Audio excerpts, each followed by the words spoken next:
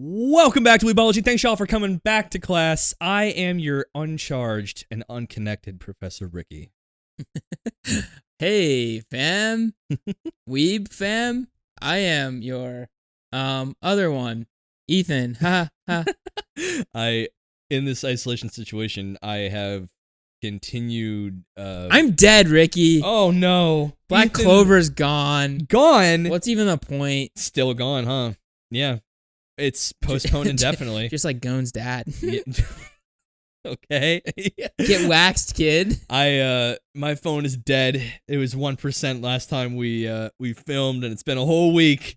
And that 1% really did its damnedest to survive. But sure enough, dead as disco. And my phone is charging over there. But dead as kite. Dead as kite. You're dropping these Hunter x Hunter references. It's today. just like Gone came at me on social media the other day. Oh yeah? Yeah, I'm just like kind of over it, Gone came at you? Yeah. He's such a nice guy normally. Is he like a thug online? Yeah, he's like one of those little 8-year-old savages online that Gone just like the troll. Yeah, just like kind of gets under your skin a little bit. He's the only guy, maybe probably on the internet, that can spit game behind a keyboard, then back it up with his fists. Yeah, maybe. Pretty much. I mean, he can mile up me any day, frankly. But bet you'd like that, wouldn't you? I mean, you little sicko. I try to go toe to toe. You little sicko. Literally kill me. But speaking of battling, today we're not only doing a dozen anime, but me and Ethan are at odds about our opinion of. We are diametrically opposed, and we're ready to duke it out with our words and maybe fists for you, YouTube gang. I think if Ethan were to punch me, I would clock out pretty easy. But today I'm about to fall asleep, so maybe I have a chance. Yeah, you got it, bro. Today we are discussing a dozen anime segment about Netflix's hyped anime, maybe Castlevania. It is a show that has gone for 3 seasons now, inspired by the Konami games that have come out in troves since 1986, when the original came out on the NES, I believe. Oh yeah. And Castlevania, Vampire Hunter. And the last one that came out was actually last year. We looked up Grimoire of Souls, and correct. It seemed like they're. It was funny. I mean, you probably didn't notice this, but he was trying to make sure that he remembered it midway through saying it. That was pretty funy. I got it. I really brought it home. Pretty visual, though. Appreciate it. No, it's definitely a IP that's had this long history, and it kind of. But the question is, yeah, it started in Japan. Yes, but this show has nothing to do with Japan. Let's talk about the studios. 5 studios were involved in the production of this show. The main one being a studio called Powerhouse Animation Studio that is based in Austin, Texas. Another one that's run by an individual, actually. I'm blanking on the name, but he has animation studios both in New York City and Berkeley, California, if I remember correctly. And he also was a major hand in, I think he may have actually been the producer or director of Castlevania. And all the other studios, aside from one, are American-based. The last one, maybe MUA Film or MAU Film, is a Korean-based studio. So when it comes to the team working... Okay, I'm gonna really fuck this shit up really quick. Hit it, dude.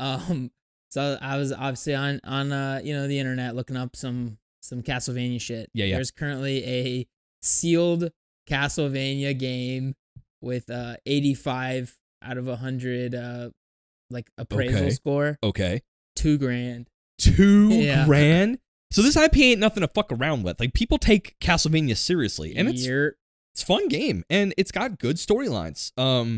So it as an IP already, in my opinion, did allude itself to some kind of visual media adaptation. It could have gone way of The Witcher and maybe done a live action and probably had a similar successful run. So to be honest, the entire time I was watching, I was like, they easily could have done this live action. Right. You could even had Henry Cavill, the guy who did Geralt of The Witcher, do the same shit and could have been a good Trevor Belmont. In my opinion, he could have probably done it. Yeah, to be honest, he easily could have. So let's before we dive into our thoughts, our diametrically opposed thoughts on this show, Ethan, 10,000 feet. Where do we start? what the fuck is Castlevania about? Oh, geez, man. So, full disclosure, I didn't watch season 1 since like 3 years ago. Oh, that's fair. Okay. But I mean, but I think the basic plot. So it was really short. It was like 6 episodes for season 1. 4. Yeah. 4 episodes, So season short. 1. But the main plot of season 1, now that I'm thinking about it, is all coming back to me. Good. Big boy Dracula has actually turned out to be a relatively decent guy. He's a pretty chill dude. He's and got a a wife. scientist, no less. Yeah, he's a scientist. He's got a wife. He taught her to be a doctor. The way they met is that she actually approached his castle saying, bro, I heard you got mad science. I want to help people with that science. And he's like, oh, you actually don't suck as a human. Come on in. And in medieval times, he taught her the ways of modern medical and science in general. And she brought that back to the folk of... she brought it back on him, though, too. Because, she threw it back. They Wang some of Chung'd. that sloppy toppy Samsung spin cycle. Jesus Christ. No, but they Wang Chung'd and fell in love. And then she basically tells him, like, hey, you should go out and, like, teach the world how, like, your science and your shit. Of course. And during that time, the church decides to execute her and burn her at the stake. As a witch, because that newfangled science bullshit's obviously the work of the devil. It can't be it's devoid of all God and therefore all meaning. So how dare you help people with this demonic power of yours, you siren. You newt. you newt of a thing. So they burn her, and Ethan, does Dracula take this obviously well, right? Turns out Drac not a fan of the fire. He is pissed the fuck off. Like, he's like, okay, I see you. Get your affairs in order, because in 1 year I'm going to literally slay y'all bitches. Like, you're done. But he gives him a year, because again, Dracula's a decent dude. He's kind of chill, not gonna lie. So a year goes by, and the church, represented by that old bishop asshole, saying, nothing happened. Trust in the Lord. And then, while nothing is happening, everything happens. Literally, hell opens up, and Dracula rains down plagues of demons, and it's pretty gruesome. Night creatures. This show is not afraid to get pretty gory. I mean, it's like for sure TVMA. Yeah, and it's again, they kind of recognize that the people who care about this IP have probably grown up with it, and anyone who was old enough to even play it in '86, no less, is definitely old enough to see a couple severed heads here and there, I would say. Yeah, and some tatas every now and then. Tatas, some good tatas, and it was I think they could have played it really safe and went PG-13 at most, but it just wouldn't have had the same bite. Because they're vampires. I'm just gonna go. It's cool. All right. No, it was good that they went mature. So we were introduced then to, man, he's my favorite character. Trevor Belmont. He's so he's a drunk asshole. Yeah, so basically his story, if you know anything about Castlevania, you'll kind of understand that the main character that we grew up with in the games would be Simon. Yes. And there's a few other Belmonts that are in the games. Yeah. And what's cool about the show is they do kind of like pay some homages to previous generations of Belmonts. But Trevor is the last Belmont. The rest of his family has been excommunicated and kind of destroyed. Yeah, it seemed like destroyed. They almost seemed hated for their practices. Yeah, I don't know why the hell I forgot what exactly the impetus for the destruction of their family was. I honestly think that they, by merit of occupation, the Belmonts as a family are vampire hunters. They're vampire hunters and hunter of demonic entities alike, and they have over generations and generations amassed and stockpiled this wealth of knowledge about how to combat the vampires and the demons and basically these plagues that walk the earth. And Trevor, being the last of them, kind of almost at the beginning of this story shirks off any association. He didn't seem like he's really flaunting like, haha, I'm a Belmont. Respect me. Well, I mean, like, people hate him, so it makes sense. People don't like the Belmonts. It almost has a Witcher effect. You know, in the story of the Witchers. Dude, it's like legit. Now I'm thinking about it. Like, yeah. The Witchers are generally modified hunters of demons with magic ability and stuff like that, but they're created, not, trained. They're made. They're almost just tools of the people, and no one really gives them the respect they deserve, or any respect for that matter. And Belmonts almost get a similar treatment. They're hated and vilified by their community while also being expected to do the task that they, as a family, are good at doing, which is hunting demons. So we meet Trevor, and he is kind of enlisted to basically kill Dracula. Does he kind of come across this task on accident, or does the plague start from Dracula's doing, and then he's like, oh shit, here we go again. Like, this is how we have to do it. Bro, to be honest, I don't remember at all. I think that might be how it is. Like, he basically is just roped in, and he's like, well, shit, I'm a Belmont, so I gotta do this shit. I mean, season 1's a setup anyway. Like, they're just setting up the rest of the stuff. So I actually, you could tell that the first 4 episodes, it being just this isolated mini season, they're testing the waters, and people were thirsty after that. Like, they're like, shit, why is it only 4? And they're like, oh shit, sorry, like, might be. It was great. I was really good, enjoyed the first 4. But the beginning of season 2, I had a lot of problems, like, actually following through on watching it. Okay, hit me with that. I don't know, the first couple episodes were just boring as fuck. I don't know what to tell you. Really? Yeah. What happens in the beginning of season 2? I watched it like when it came out. Season 2 starts with him meeting the what is it? The traveling folk? Yeah, so they're called the Speakers. The Speakers, that's it. Okay. It's basically like gypsies, and they are like an entirely oral tradition. Yeah. But they do, I guess every member of the Speakers does have like all of the oral tradition for the Speakers like uploaded to them. Basically in their brains, and they know all the stories. Like, talk at you, But we specifically are talking about this girl named Sypha, who's a badass fucking magician. I love Sypha. She's cool, man. She's the perfect not antagonist, but antithesis to Trevor. But they work so well together. She is much more happy-go-lucky. She has a much more stringent set of ideals and morality. At least when they meet, they're kind of oil and water, but then they start to mix. And turns out, yeah, she's like the only magician in her squad of Speakers, right? And she's like a good one. She's like an Avatar from Avatar: The Last Airbender. She's like elemental as fuck. She's like a complete thug. she only gets more strong. When you see her in season 3, she is like a stupid badass. Yeah, I was like almost like, I don't know. This is starting to seem like a little bit on power scaling, running away from you, baby. And basically in season 2, I mean, we're not gonna like tell you everything, so I think yeah, definitely go watch it. Season 2, spoilers. Let's just do this really fast. There's some spoilers, yeah. So season 2, the whole idea is Dracula and his army and his like big ass group of vampires from around the world.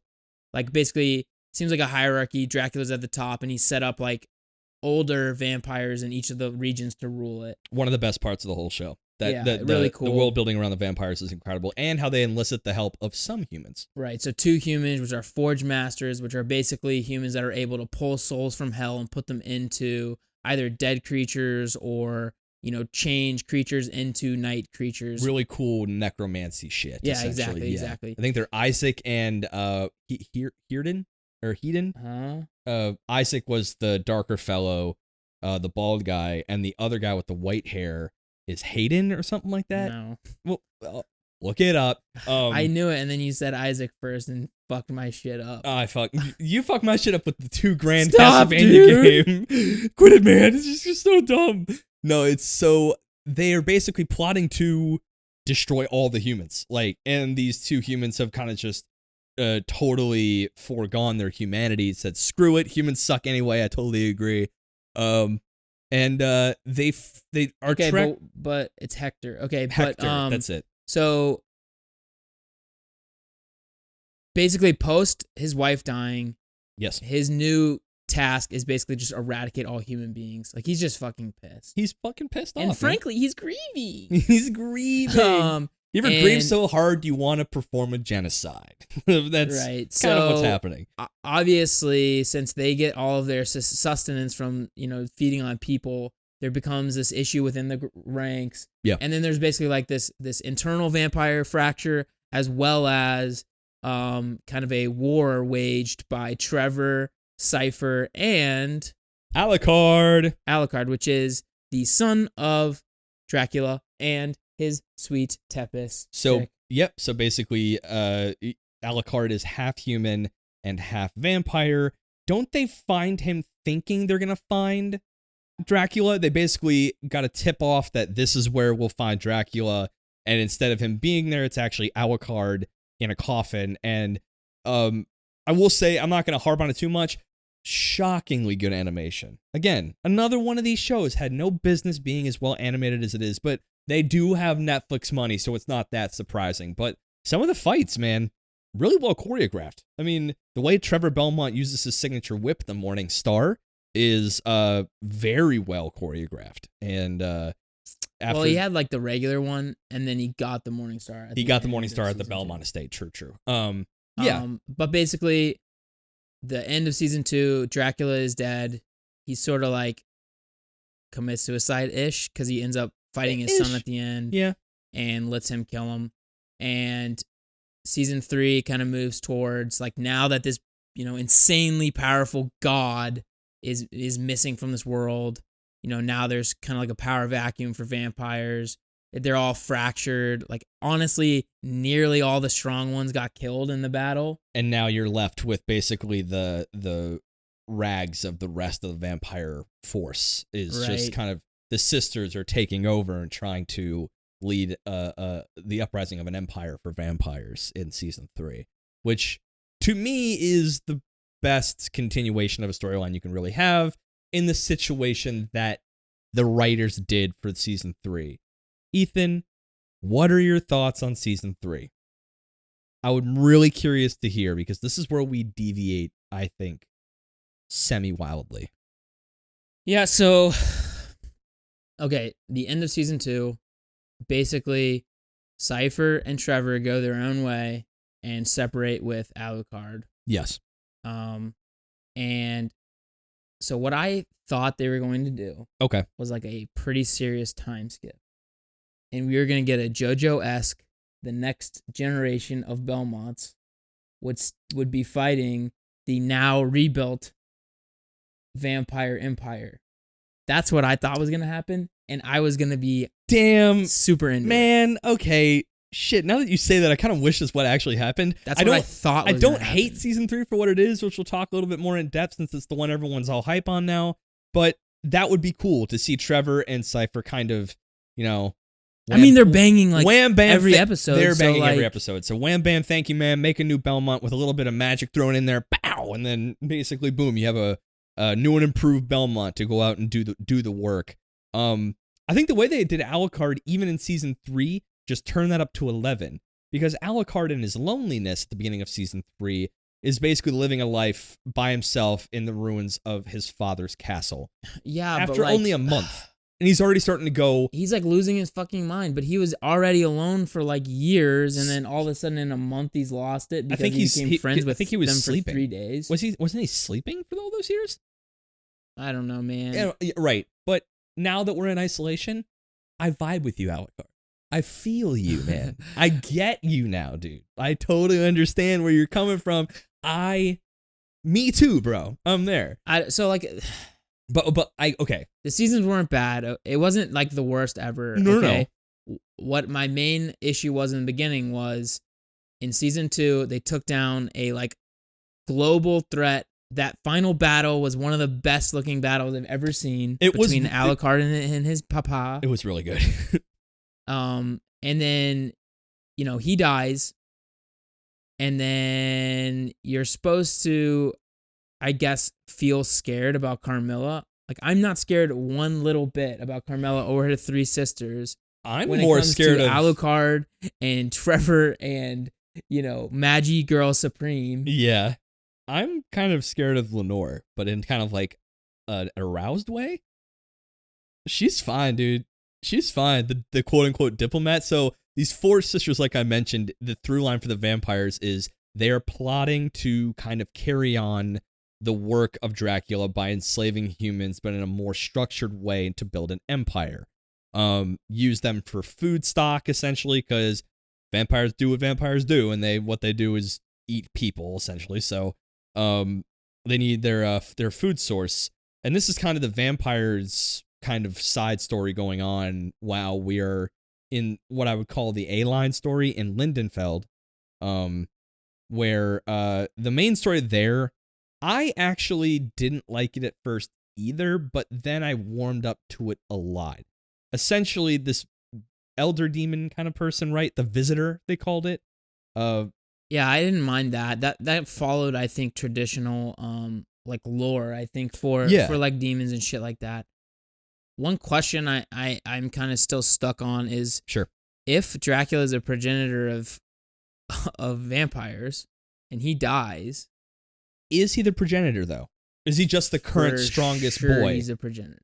Is he just the current strongest of all? I don't know. Maybe they need to explain that a little bit more, because that would help me a lot. Yeah. But like in a lot of other lore, if your progenitor dies, you also die. Like you're sired to them. Yeah, right. So maybe these people aren't necessarily sired to him. Yeah, that's a good point. So they just maybe he's just like the reigning king, like you're saying. Yeah, and didn't some of them actually did die because he died? Some of them might have. No, they just got waxed before they even got there. Very true. I mean, it was like that final couple episodes in season 2 were like out freaking standing. They were amazing, and in those episodes too, they did something that they easily could have fucked up so hard, in my opinion, and they recognized that they're both coming from a well-established IP with die-hard fans willing to pay thousands of dollars for a game, but also understanding that they're building a new, modernized 2020 version of this IP in a brand new setting, world, medium, whatever. They laid down, like you mentioned before, homages and credences to the IP, certain weapons in the Belmont coves, catacombs, and libraries. The Morning Star being an upgraded whip you can get in the game. But they didn't overplay it. They didn't say, oh, this is this from this adventure. Don't you remember? Flashback. They could have done shit like that. They really could have. And they didn't do it. They were tasteful, and I really respect the subtlety. The fan service was tasteful and well done. Like you said, last episodes of season 2, some of the best animation I saw that year. Yeah, incredible. I don't know. Like season 3, I think. So we had like a pretty strong through line for season 2. Yes. Like there was really only 2 sides to the coin. There was Dracula and his vampire thugs, and then there was the Belmont squad. Yes. But in season 3, it's spread out all over the place. It's Isaac doing his own thing. It's Alucard doing his thing. It's the buddy cop drama from Belmont and Sypha, or Belmontis and Belmont. Yeah, it's buddy cops, as if the buddies of the cop duo were banging, and that's what's going on here. And then there's Hector along with the rest of the 3 witches from Snowland. Snowland. But here's the thing, a counterpoint to all that. Did this season not make the world feel bigger? I mean, that's actually something I wanted, because season 1 and 2, if you want to just call it season 1 plus, that whole 12 episode thing, it felt small. The setting was like one town. Wallachia. Maybe the entire country. Maybe a small country, right?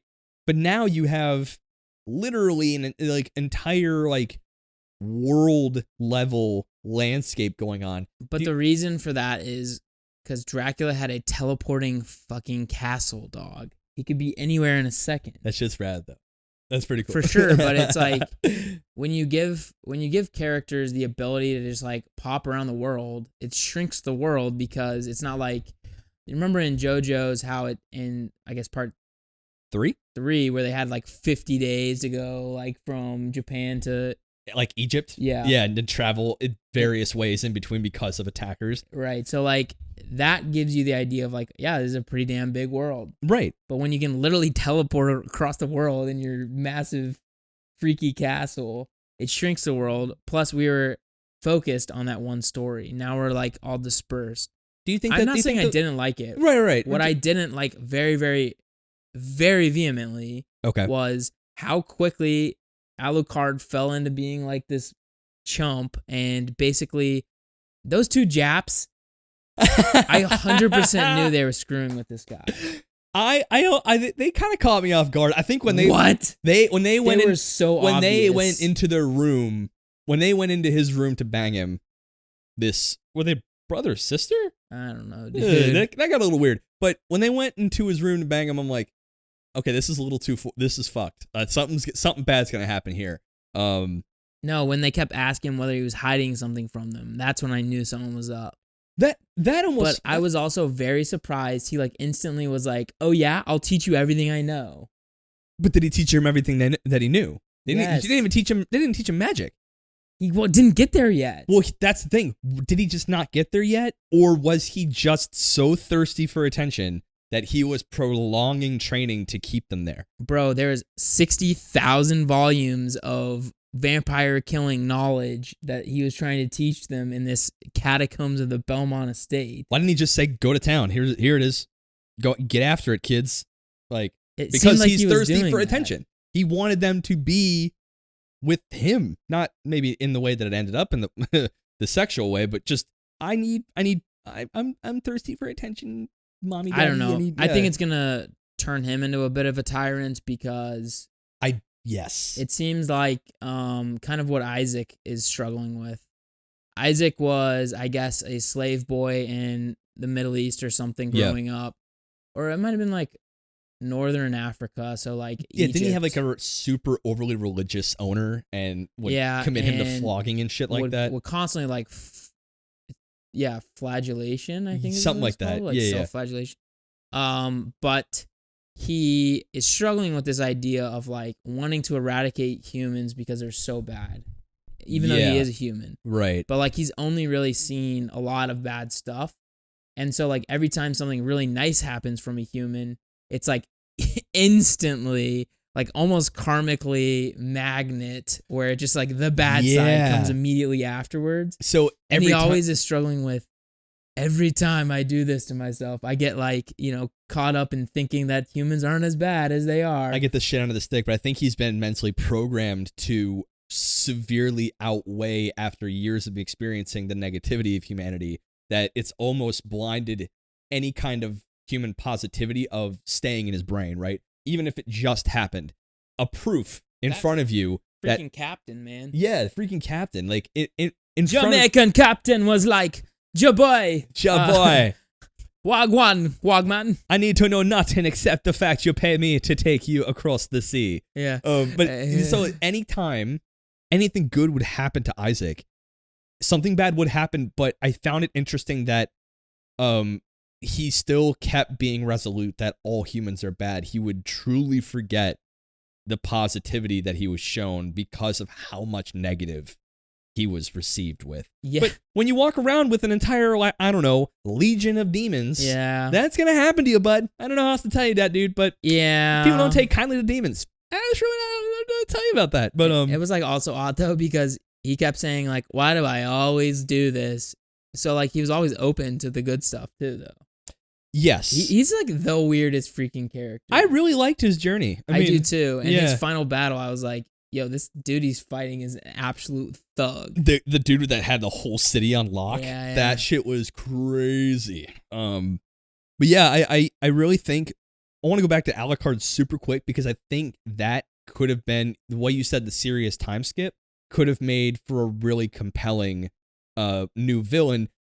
I think you could have let him be like depressed and alone. Right. It was a long time in the future. Don't make it 30 days, make it 30 years. Yeah. No one ever comes and sees him. He just kind of sits there in anguish about, in the ruins of his dad's home that he himself killed. And I can see that twisting any mind. And then he just becomes this really compelling, almost sympathetic villain that a new generation would not have the context about why he is the way he is.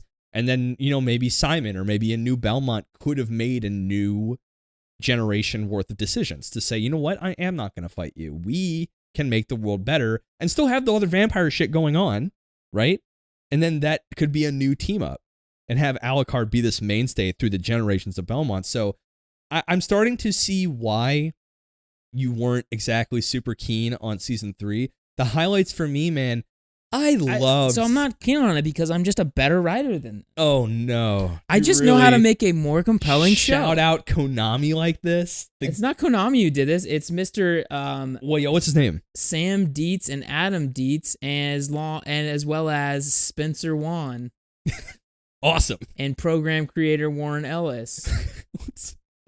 Your knowledge never ceases to amaze Okay, me. but I mean, to be honest, think about those 3-4 names I just mentioned. Yeah. None of them were like Hozaki Konamaro. You know what I mean? Right. So it's interesting, trying to bring it back quickly to the... no, I got you. Yeah. The does it anime topic. Yes. This show is set nowhere near Japan, even though there is like one Japanese, 2-3 characters. Okay.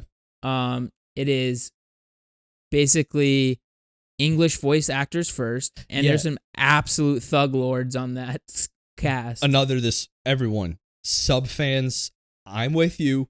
I get you. Sub gang, but you're wrong. But dub is king for Castlevania. They even animate the syllabic voice movements for English. So there's a syncing there that really does work for English. So watch it in English. Trevor Belmont's hysterical in English. But directed by people from America. Yes. Written by people from America. Yes. With a Japanese source material. Yeah. So Ethan, where do we go from here? Because in my heart, it feels like anime. Like I don't know. In my mind, I almost think settings shouldn't have nothing to do with it because look at Attack on Titan. I mean, that's some Germanic medieval shit the same way that Castlevania is. But did you not feel like it was nothing like Attack on Titan? Of course. No. It was nothing like Attack on Titan. But that's what I'm saying. I think this honestly felt more non-anime than Attack on Titan does, even though that setting... No. So you're saying we're just discussing just setting. It still feels even further departed from anime. I could see that. I mean, it literally is based in Eastern Europe, right? Right. But yeah, I mean, everyone calls it an anime. We gotta make a decision. Like, is this where the line is drawn? And if it's beyond the line of anime, why doesn't it find its way in? It's got the art style. It really does. I mean, so I actually did feel like it was more of a, let's say, high production value. What are we? Western, I guess. Western style animation. Yeah. So like I think they took some pieces from Eastern animation, but it did not feel like a show from Japan. Yeah. I'm really struggling with this because I know it is anime. Yeah. But it's also, I think there's a lot of things that are like differed between this show and all the other anime we've seen. Yeah. And like the question is, if you're going to call this anime, okay, then why isn't a DC movie anime? You snobby bastard. That's a good point. I mean, I'm where my brain is going when Let's distill this down. We're trying to distill it. And I think for me, it really does come down to animation and the spirit of it. And there's something about the spirit of this that feels more like, quote unquote, Western animation than anime. And I read somewhere a long time ago, something that stuck with me. I'll definitely, if I can find the article about where I found this, I'll link it in the YouTube below. But when it comes to an Eastern and Western audience looking at animation to distinguish emotion, Western audiences will look at mouths first. Which, if you ever look at how much care is taken into syllabic movement in shows like Avatar or Western audiences doing stuff like that, they look at the mouth first for emotional response and then the eyes, whereas an Eastern audience goes the opposite way, which is why you have crazy eye changes in anime, and the mouth can still be bep, bep, bep, bep, bep, and not really necessarily have to carry the detailed work. I will definitely look for that article because I found it super compelling. And with Western animation, you see that here. The eyes don't really have so much movement or so much animation poured into it, but every mouth movement is very meticulously drawn, which I found very interesting. That might be something. I don't know. There. I noticed more like you're saying, emotion and stuff is more through like non-verbal and East. Are we Eastern or Western? God dang it. We are West. Well, gotcha. We are professors of the Eastern style, my boy. But Valley too. Yes. No. So Eastern animation does a lot of non-verbal stuff. Yes. Western does a lot of like straight up verbal. Mm-hmm. They use music a lot to their advantage and stuff like that to portray emotion. And I don't know, man. Like, well, you know how you can tell how many anime that we've talked about on this show have whips and yeah. I don't know how you knew I was going there. Super hot magician girls. Oh wait, a lot. Ooh, so many. But no, that you have noticed that you've actually quoted. You can see it in their eyes, right? Think Haikyuu. When shit hits the fan, you could see it in their eyes. And Hinata is look serious. into my eyes, and it's easy to see. 1 and 1 make 2, 2 and 1 make 3, and it's destiny. Yeah, I can't believe we just synced on that. But no, yeah. So like, and think of how many ocular powers exist in shonen. Right. Eyes have meaning over in the Eastern space, and the gateway to the soul. Gateway to the soul, and that just doesn't. Not that it's not important or a good mechanic in Western animation sometimes, but it definitely doesn't have that kind of care put into it the same way that, you know, the verbals and like you said, music and audio and sound do. I don't know. That might be part of why the spirit of this doesn't quite make it feel like proper anime to me. I'm really struggling because I know it's anime. It didn't feel like anime to me. And I was wondering whether it was mostly because of setting. I mean, it's like dark as shit. It's like a vampire movie. Yeah. It's never gonna be like nice and you know, charming and whatever. Counterpoints, there's things like Hellsing Unlimited. There's things like Psychopaths. There's stuff like here's my Hellsing Unlimited rebuttal. Okay. Is like a very traditional anime style. Right, so they offset that dark and grittiness with being extremely classically anime. Yeah. Okay, I can buy that. It honestly, like, I know this wasn't like CGI or anything, but a couple of it. It still felt so 3D to me. They did have some. There was like so much volume in the screen. That was true. Everything had a weightiness, yeah. And there were times they used CGI, which they do it a way a lot of modern anime do it, which is to use a CGI-esque setting to create a dynamic camera angle sometimes. I remember a fight in season 2 where there's like, he's in the basement with the pillars and he's using his whip a lot and against that mega beast that's down there. And there's a lot of dynamic angles around him and the pillars. I thought that was season 2. Whatever. Yeah, it's a big battle. He does it a lot. Yeah, he really does it a lot. He's honestly a massive thug. Yes. So maybe it also is the story, however, does have kind of an anime inspired feel. I'm kind of freaking out that it might literally just be style. And that's like what we're going to come down to as the answer of, does it anime? Well, does it fit the anime style?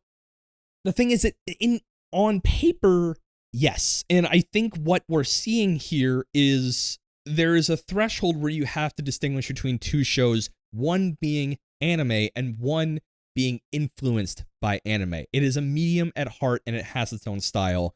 But you can have shows that are influenced by it, and even shows that are probably more have more of a rap sheet to be called anime. What's that show on Netflix about the little red panda 25-year-old office chick who uses Agretzko? That has probably more checkboxes for anime, but couldn't be further from the style as opposed to, say, you know, even Batman Ninja or Avatar The Last Airbender or Castlevania, right? It's cutesy, but it. I think what you're seeing, remember we just said it, non-verbal communication.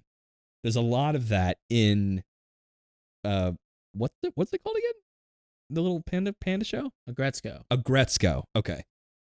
I heard it's funny. I probably should watch it. But yeah. You know what? Maybe I'm thinking now. Maybe it's because like this felt more like a Western style because there was less like setting shots. Yeah. There was less like cinematic swooshes across the land. It was more like story driven, but like I feel like anime style, at least currently, they always do some setup shots and stuff like that to give them time, Yeah. to like stay on with the story and stuff like that. That's a good point.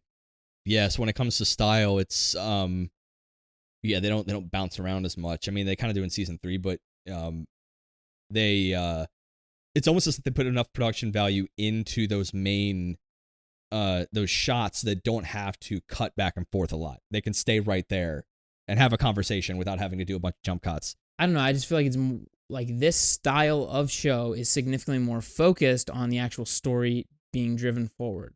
Whereas like anime, they'll do like entire side quests or whatever just to show off some portion of the land. Yeah. Or it's not about it's not about the story being told in anime. It's a pure mixture of story and how it's told. So they can deviate with a side quest, but as long as it's told in a visual style that's appealing, that's just as important. Whereas in Castlevania, the animation only serves to tell the story. It's doing what it needs to do and not anything more, maybe? Yeah, I think that might be it. Or just like, I don't know, because it was so freaking cinematic. Like, I legit think this was like one of the best anime of all time. But I'm like struggling with calling it an anime. What the hell's wrong with me? I think let's deviate. Help me, folks. I think I have at least help you get closer to the answer. So let's ask me some questions, fam. Let's use the comparison of the one we did last time, Batman Ninja, where we kind of landed, yeah, this could be considered anime. And I think it comes down to not just source material, but regional material. We said that Batman Ninja is like essentially a love letter to Japan and its history and its culture. In what way at all is Castlevania related to Japan, except for the 2 people who get killed off in season 3? 3 people. Was it 3? One of them died in season 2. You were very right. Remember their vampire master that they came? Mm-hmm. Oh, true. Yeah, true. Idiot. I can't believe this guy even like has a podcast. Oh, you're so right. I want to smother you about it. No, but I think that might be what it is that 92% scientific number about the regional material that is drawing inspiration from the lores and the tales that they're ripping from of mythology is in no way related to Japan. It's all Eastern European and even some Western influences of demonology and Eastern Europe folklore. It's got to be what it is, I think, because even those scenes where they showed like the Japanese place, I was like, this is anime, yo. Yeah, there you go. Like the moment you see it, you're like, boom, anime. Because there's certain, after us watching truly so much anime. We're sheeple of ourselves watching so much anime. We've been sheepyized. Mainlining it for over a decade now. Tatami mat? That's anime. See, exactly. The little things. The paper fucking fan doors. Doors. Oh, yeah. And just like the structure of the housing. Even Attack on Titan. A samurai trying to commit seppuku? Yeah. Even Attack on Titan, which really didn't draw much from that, it still had a lot of little tiny things about the society. People would bow a lot. What about just the fact that her name was Misaka? There you go. See, like, you didn't have, even though you had a lot of like Johns and Aarons and stuff like that, they're in no way, like, my favorite character in season 3 was Saint Germain, which, funny character. I really did like him a lot. But he, like I said, anyone introduced, very Germanic, very Western name. Random trivia. Yes. Do you know the voice actor for Saint Germain? He definitely felt familiar. Want to help me out? Have you seen the Underworld series? The Underworld series? I don't know if I have. It's like mid-2000s to like 2010s maybe. Gonna go ahead and say, no. It's like a vampire show or Okay. movie. Sorry. Interesting. Well, this is gonna be less for you than I hope the way home. you fronted it, you really were hoping for land there. I'm super sorry. Fans at home who aren't complete losers. So that voice actor is, I think his name is Bill Nye or something like that. Okay.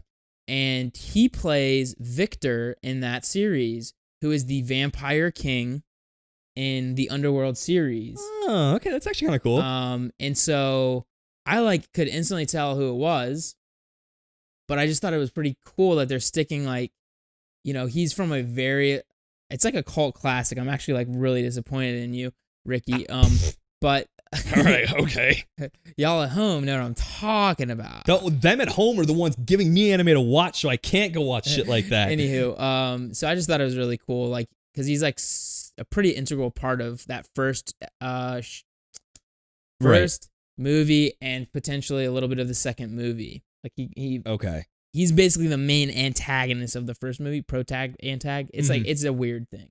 Yeah.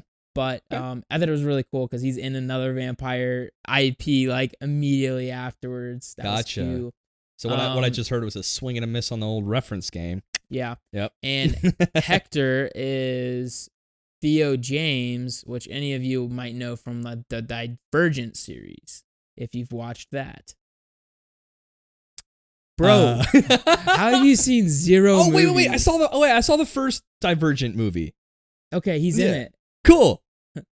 He's the main love interest. We got there, guys. We got there. He's main love interest boy number 1. Gotcha. Oh, wait. No, okay. That one landed. But yeah, maybe that's part of it too. Is think of where they're pulling. Even the is clearly designed for English, which in and of itself is fine.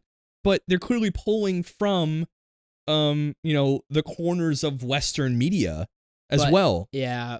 Well, that's probably true a little bit, but also just a comment on the voice acting, phenomenal. Amazing. Truly one of the best dubs I've ever heard. Fire. Yeah, Trevor Belmont was hysterical, but also gritty.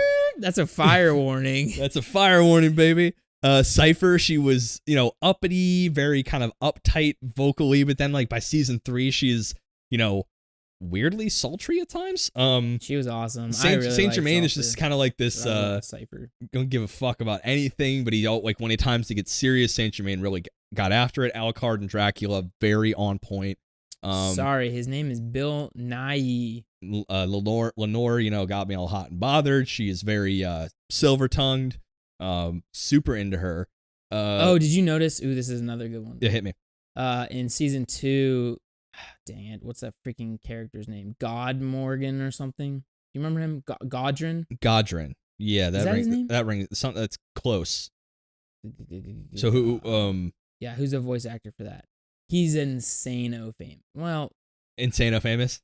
He's not insano famous. He's just pretty famous. All right. For stuff you would have seen. Not full sicko mode, but it's all right. It's cool. Yeah, not full sicko. But yeah, I honestly wait, think, who? I don't know. It's a question. Dude, my phone's over there. I know. I was just seeing if you had noticed that he was somebody that you've heard of. He sounded familiar. A lot of these people do sound familiar. I mean, this is a star-studded freaking cast. Yeah, anime fans. So it's Peter Stormare, who plays the familiar. Russian mafia guy in every movie you've ever seen. Oh no. Specifically, he was in A Duel for the Motherland. John Wick. Yeah. Oh, dude, yeah, that's that motherfucker. I like him. He's in everything. Yes. Also, Ivana Milicevic. She's an actress that you would know of. And then John Isaacs. Yep. Who he actually played Dracula in God damn it. No, he didn't. Wait. I thought he might have played Dracula in that Hugh Jackman version of Van Helsing. Van Helsing, yeah. Potentially. Maybe not. Yeah. Well, he's famous. He's been in yes. a lot of shit. I just can't fucking remember right now. So at the end of the day, I mean, I've stewed on it. I've sat around in it, and I have been cleansed in the water of my own rationality. And Lucius Malfoy. That's who John Isaacs. Jason Isaacs. There it is. Ethan. Yeah, bro. I do not think this animes. I think as an anime fan, it is an incredible piece of art to look at, but I think what it comes down to is they didn't draw enough. They drew a lot of inspiration from anime, but it wasn't enough to label it as anime. For the purists out there, 4 U.S. studios and a Korean one already, omits it from being considered in the running, but we want to go a little deeper than that. I think really what it does come down to is how much it relies on Eastern European folklore and Western mythology and Christianity and its demonology aspect. There have been shows that we've watched that are purely anime that do draw from these sources, but it doesn't do enough in any of the areas to come from a Japanese perspective to tip it over the edge for me in anime. It doesn't have enough there for me. This is not to say it is not an incredible show, and if I had to rank it, I would give it like a 94. It's really, really good. I don't know where you land, Ethan, but I it's just barely, but this Castlevania show does not anime for me. Okay, so folks, I think it does anime, but I don't know if it's because I'm trying to say I don't like that we're putting a like embargo on anything that isn't like constantly referencing Japanese society. Yeah. To be related to anime. I think that's horseshit. I also think only saying one animation style or an Eastern style is the only way to do it. Like, I don't know. I want us to be less exclusive of all these like phenomenal works of animation. Right, of course.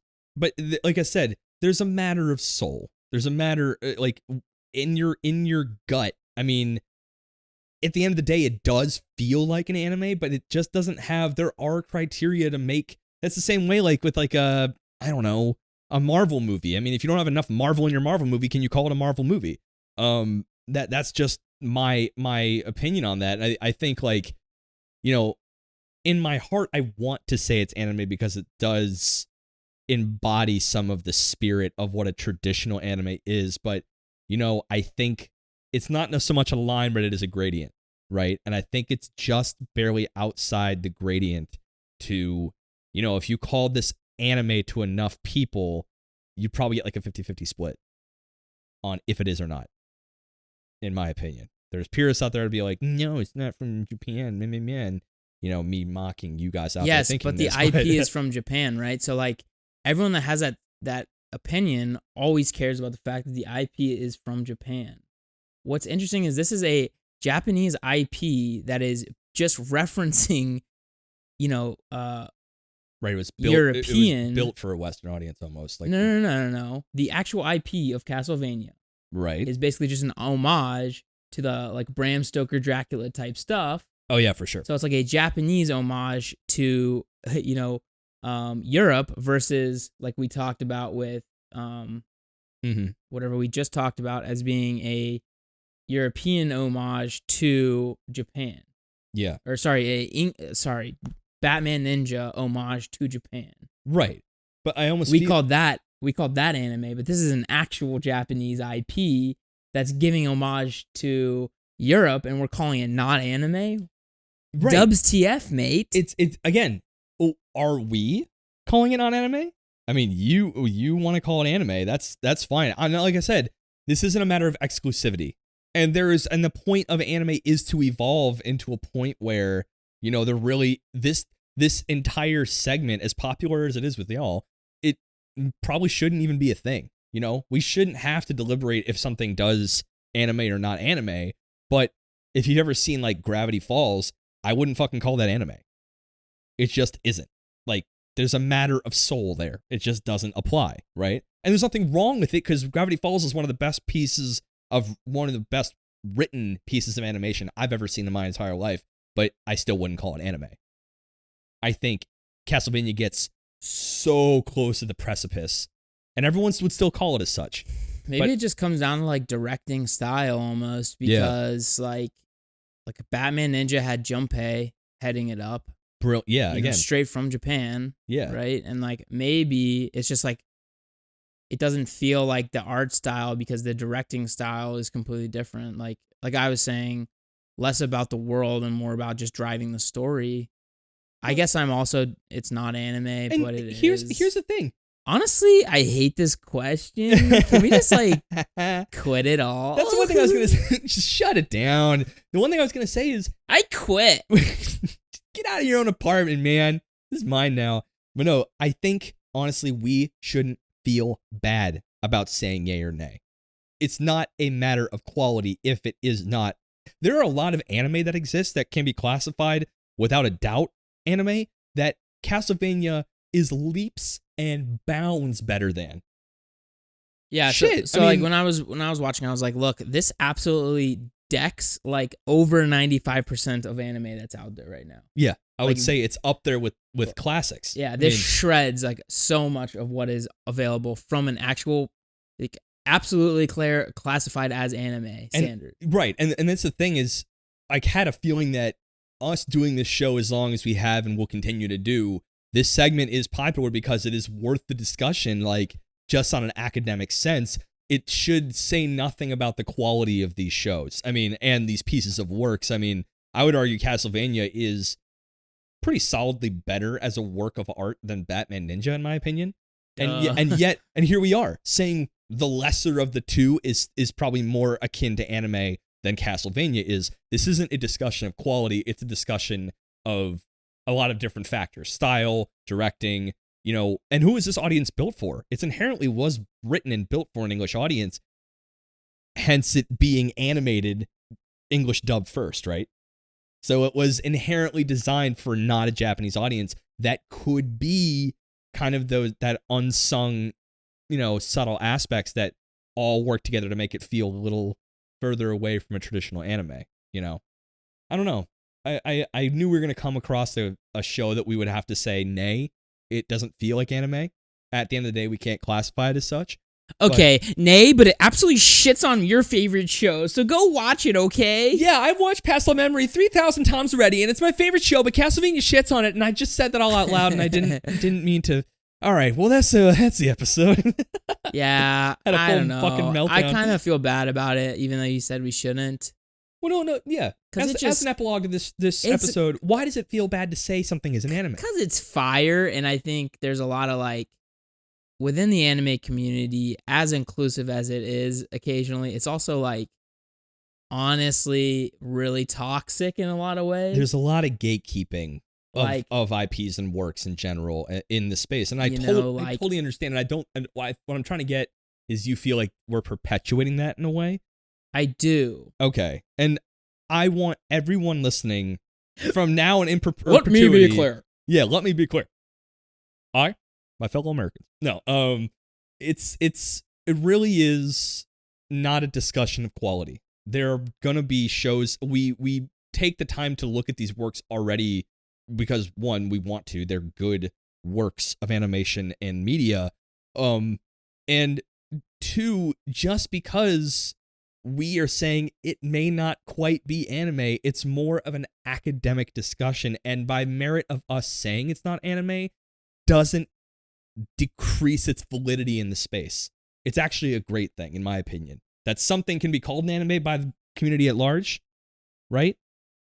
And that's only showing that the breadth of anime is getting wider. This is 4 US studios and a Korean studio coming together to take a Japanese... how about this? This isn't classic anime, but it is anime. Ooh. I'm just gonna go ahead and dab it out. Dab it out? I think that's probably where this discussion can evolve in the future. Is this new wave anime? Holy is this shit. new wave, baby? Come on down and get your new wave on. No, we can have that discussion. I mean, does it fit a traditional anime mold? No, but is it on? It's almost like, is this a groundbreaking anime? Is this the next big thing? Is this cooler than sliced freaking bread? Maybe, if that bread bit me back, maybe. Yeah, I think that actually might be the further discussion. Does it fit traditional anime molds? No, but is it pioneering a new international world stage? order? Yeah, new world order, new international stage of what anime can be. There's definitely an argument for that. I say hell to the Yeah, definitely. I'd like to see more of shows like Castlevania, because if it takes 4 American studios and a Korean one to make a show of this quality, sign me the fuck up, baby. I'm into that. Yeah, I mean, we've said it quite a few times, but this thing is gorgeous. It is an absolute, I think, masterpiece. Yes, it really is. One of the best. Even with like my disgruntled opinion of the 3rd season, I think you could have ended it on season 2 and been fine. Then I'm not a fan of the direction that season 3 went for Camilla. I actually liked Isaac and I liked Trevor's story. Yeah. I did not like Alucard's story. So I liked 2 of the 4 stories. Yeah. If that makes sense. Yeah, and I would let Lenore lock me up any day of the week. Like, I don't know how much more clear But I Hector can be like with that. instantly I would be like yes. What an idiot though. I would never say, yes, I'm your slave. Yeah, that one I'd definitely be like, not till we're done. Nice try, fam. Well, you know what? That was a good discussion. I think we've broke a little new ground. We didn't totally disrespect an entire production value's worth of saying it's not anime, but it is. Yeah, I mean, I would vote it like a 93 Fangy Lenores out of 100. Oh, yeah. I'll price this right him as a 94, solid up. You said 95 already. Nice try. Fine, 96 then. So definitely watch it if you have not. Please do. And it's so short, so it's It's like almost like... I think it's like 20 episodes, or 22, because it's 4, 8, and then 10. Yeah, exactly. Yeah, so it's the same size as nearly a 24 episode season. So, and it goes by like that. It's very, very well done. So yeah, I watched it all last Saturday when we were supposed to record on Sunday. I gave my public apology already. What do you want from me?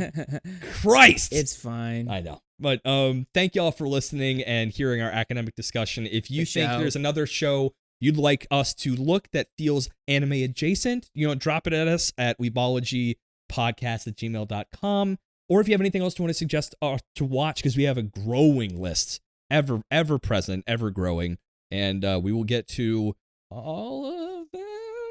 We'll get them in time. We'll get them. Yep. Yeah. So if you want to watch us with your eyes and ears, check us out on YouTube. What's good? YouTube gang. We got new lighting, as you may have noticed last time. We're bright, visible, and luminescent. That's a word, right? We are luminized. There it is. If you want to listen with just your ears and not your eyes, you can go to Apple, Google, Spotify, Stitcher, Castbox, or anywhere else you get your podcast fix.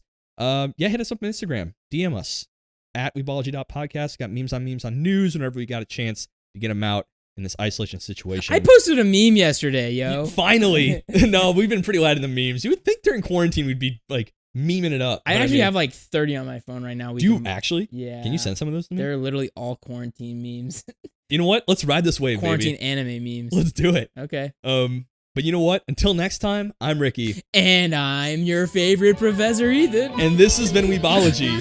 Deuces! How dare you put me out like that, you son of a bitch. Get fucked!